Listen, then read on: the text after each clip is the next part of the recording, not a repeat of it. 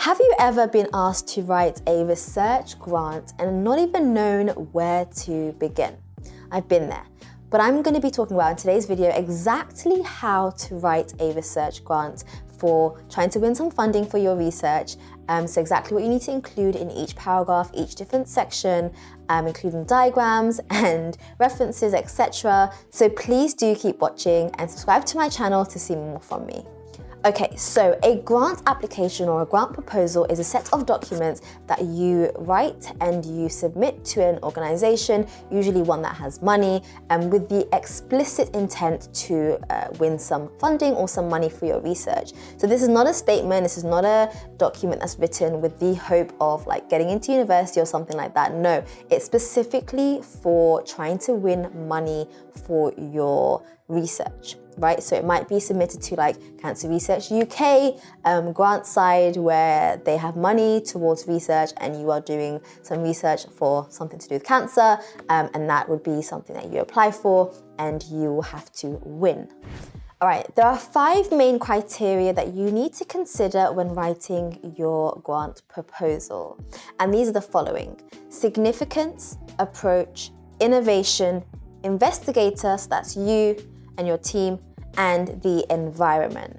So these are 5 criteria that usually the body, the funding body that's going to award you this money will look for throughout your statement. Now I'm going to go through each one of those first before talking about the statement, because it is something that if you know and you are aware of, you will tailor what you say and how you say it, and that will allow you to be more likely to win that funding. So the first is significance. Now, significance means that what the research that you are proposing to do has value, and that can be valuable in the industry, that can be valuable for the like the society or the area that you're working in. Like, what is it that you are hoping to find, and are you addressing like an important research problem? Like, how significant is it in your field? The second is approach. Now, approach is another word for saying the methods and the techniques. So with approach, they'll be looking at how the framework, the design, the methods, and the analysis, how developed are they, how well integrated are they, and how appropriate are they to the aims. And they're going to ask if the applicants, that's you, do they acknowledge any problem areas and consider alternative approaches? So that means that you've thought a little bit within your statement about limitations, and that's something that we're going to be looking at when I speak about each of the paragraphs and each of the sections that you need to include. The next one is about innovation. So this is asking, are the aims original and innovative? Are the concepts novel? Are the proposed methods and approaches novel? Are they new? Have they been done before? And then lastly, does the project challenge existing paradigms or develop new methodologies or technologies? So innovation means that you are looking at something new, original, right? For a PhD, for example, to be able to be awarded with a PhD program, the thing that you have found at the end of the 3-4 years needs to be something original. And that's a key component of being able to be awarded a PhD. It has to be something original. So it's similarly, when you're trying to apply for funding, you can't be asking for funding when what you are trying to be looking for is something that has already been published or we already know. It has to be innovative. The next is the investigator. So the investigator is you and your team. So it could be investigator, just one, or it could be multiple investigators, but they're looking at you. Are you well trained? Are you suitable for the job? Do you have the right qualifications and the right experience to be able to undertake and carry out this research? Now, this is a big one, of course. If you've never done any biological science research before and you're applying for money to be able to do biological science research, well, you're probably not going to get it because you've never done it before, and the chances are you are not going to be able to, and you have no experience with it. So that's something that you need to think about.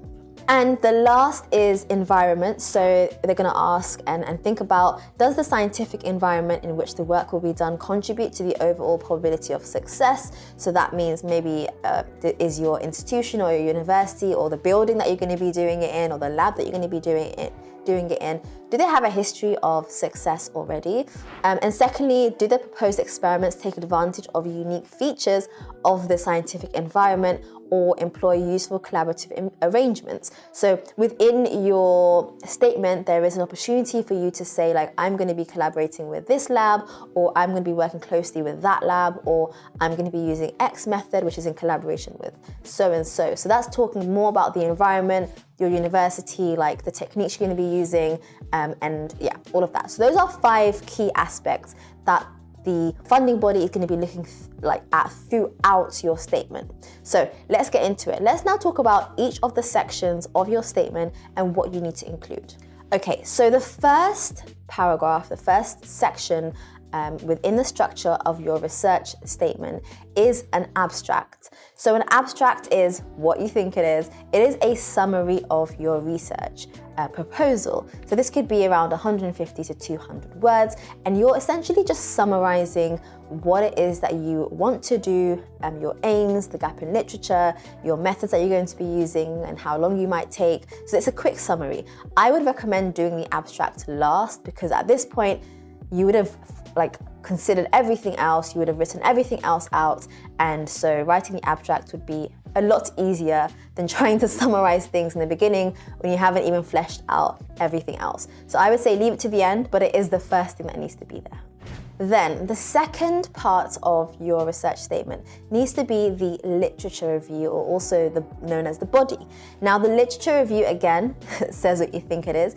It is a review of the literature related to your field. So this is a quick summary of the research within your field, speaking about the top papers, the top literature papers, the top review papers, and just summarizing what is already known about your particular field. Here you're mentioning any existing knowledge about your topic, and if you do have any preliminary data, here is where you can put it, because what you can say is that this is what we know about this topic, and this is what my team have been looking at thus far, and here is some data, preliminary data that shows what we've been doing, and it's a quick review of the literature and kind of what you have, if you have anything.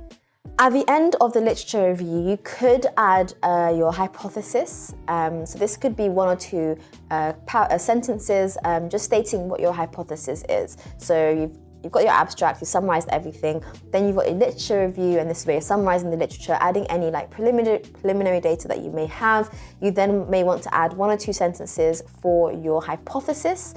So you're really taking this reader on a journey, giving the background information, what you've seen so far, any methodological approaches that you might have taken so far, and then what the hypothesis is.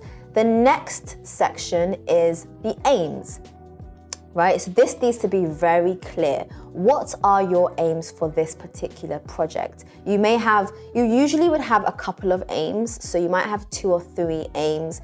If you're looking for funding for 2 years or 3 years, you should have a couple of aims that you're going to be having side projects for. So state very clearly what those aims are. I am going to be showing you an example of a research statement, a really excellent one, and I think I'm going to do it in a new video, so it's not a very long video. So I will link that together, and it will be shortly after this video, so do keep your eyes peeled for that one. But essentially it needs to look like this, aim 1, this is what it is. Aim 2, this is what it is.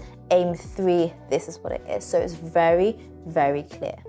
You want to use strong action words within your aims. So something like develop a method for, explore how X and Y, bind, determine the whatever, compare. So these are really strong action words, and I'll probably leave a little list over here so you can see what I'm talking about. But you want to use strong action words for your aims. Okay, very, very important, because that shows that you know exactly what it is that you are, planning to do, and you have the motivation and determination and the know-how to get there. One thing to point out in the aims is you want to avoid hierarchical success. Now that means that you want to avoid aim 1 linking to aim 2, linking to aim 3, which means that to be able to achieve aim 3, aim 2 must have been achieved. And to be able to achieve aim 2, you must have achieved aim 1.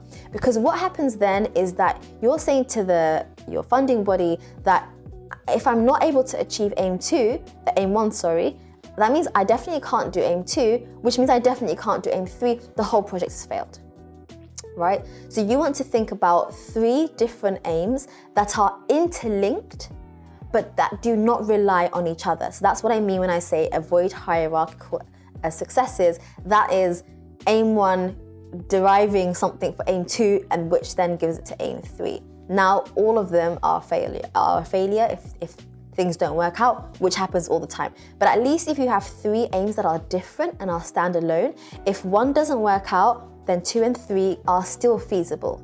So think about that. That is a really big downfall for a lot of research statements and that come out and that are unsuccessful. A lot of the time, it's because their aims are too interlinked and the whole project is basically just one thing.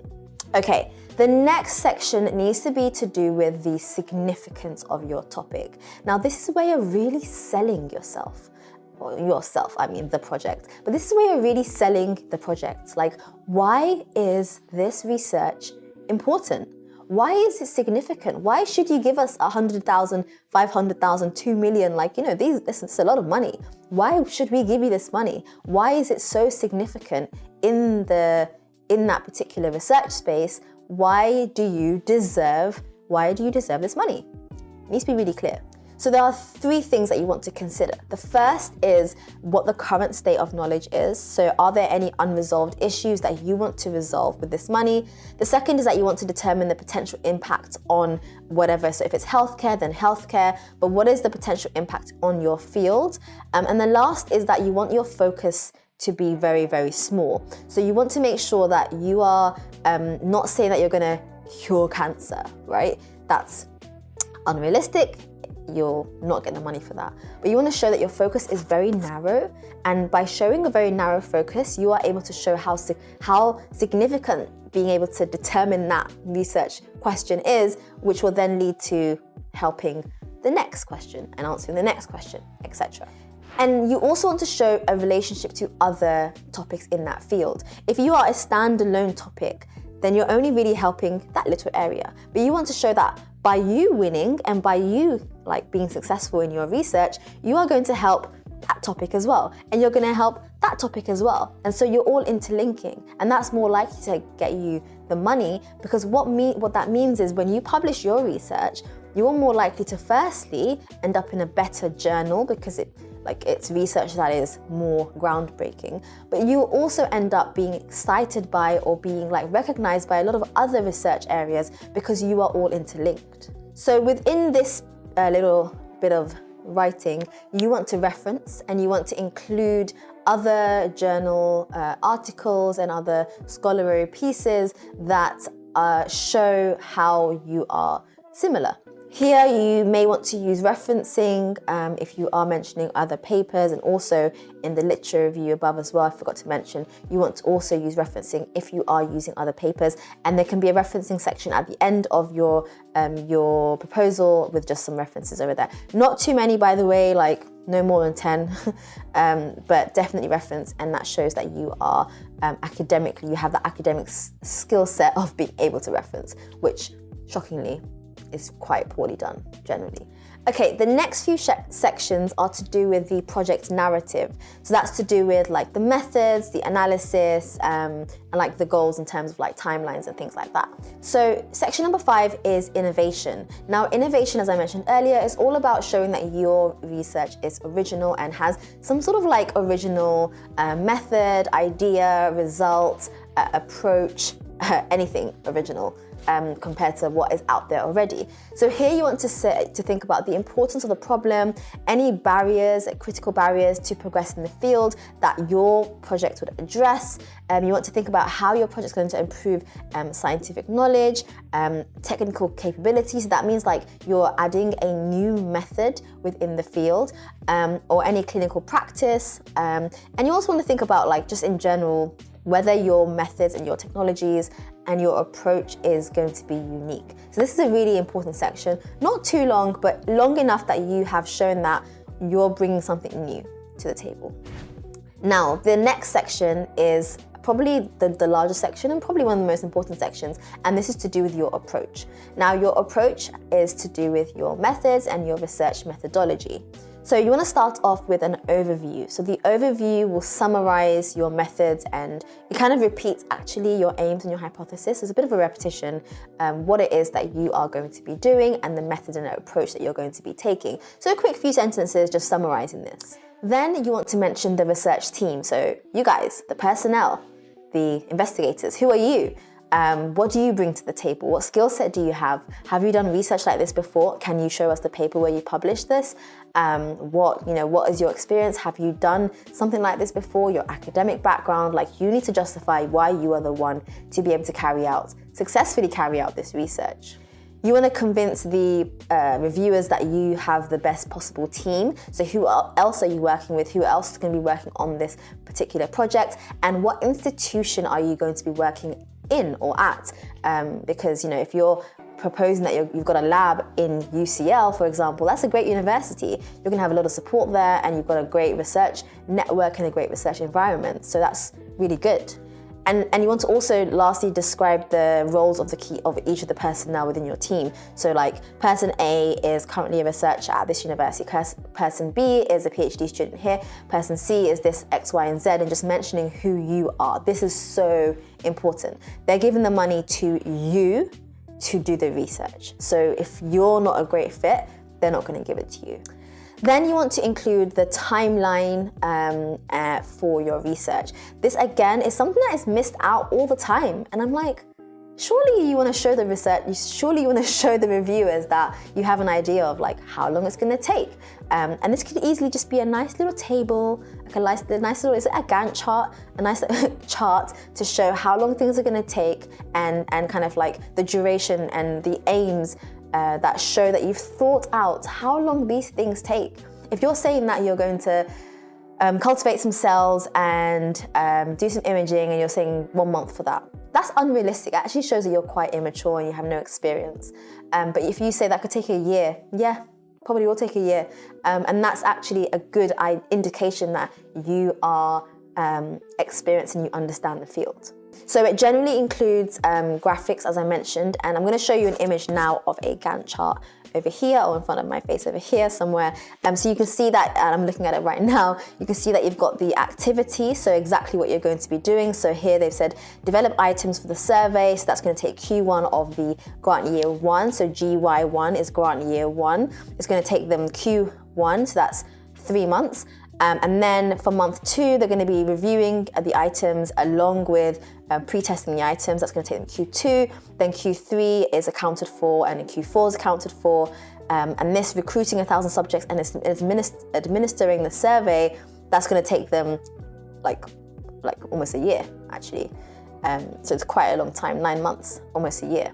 And then for Q7 and Q8, they're going to be analyzing and preparing the manuscripts. So that's a really nice breakdown of a timeline, and that's all that you need, because that really shows that you've thought about the different components of your research, like what happens, how it works, like how it goes along, and then you've shown that you've got the different timelines. So you've broken it down into Q1, that's Q1, Q2, Q3, Q4. You can even break it down even more and break it down into months, but not much moves in a month in the research world. So Q1 is more realistic because in 3 months, something can actually happen.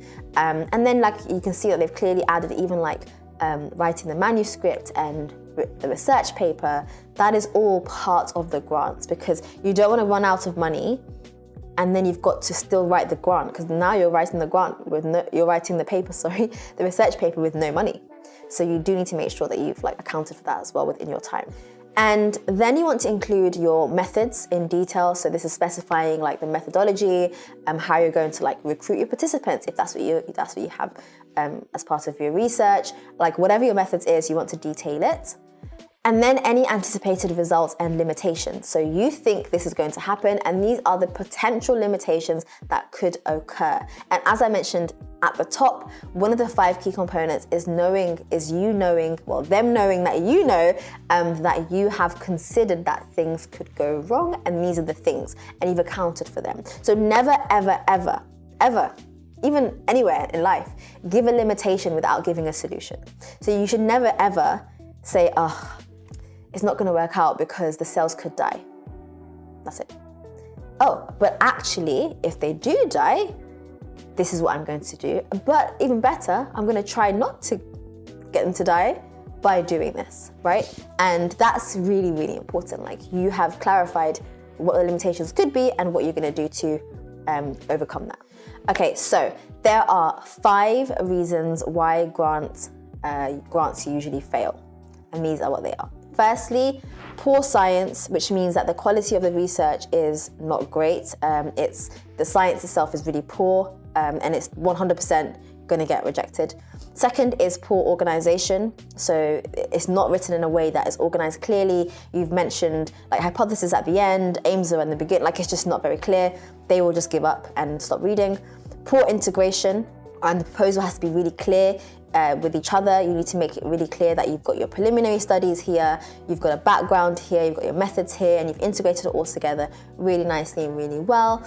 Then you've got grant will fail if you have any contradiction. So contradiction means that you've said one thing in the beginning and you said something else at the end. So just doubly make sure that you aren't contradicting yourself in any way. And then lastly, lack of qualifications or experience. So if you're someone who has written an excellent grant, but you don't have a PhD, or you don't have the research qualifications or the research experience, or you're not based in a university, like where are you going to be doing this research?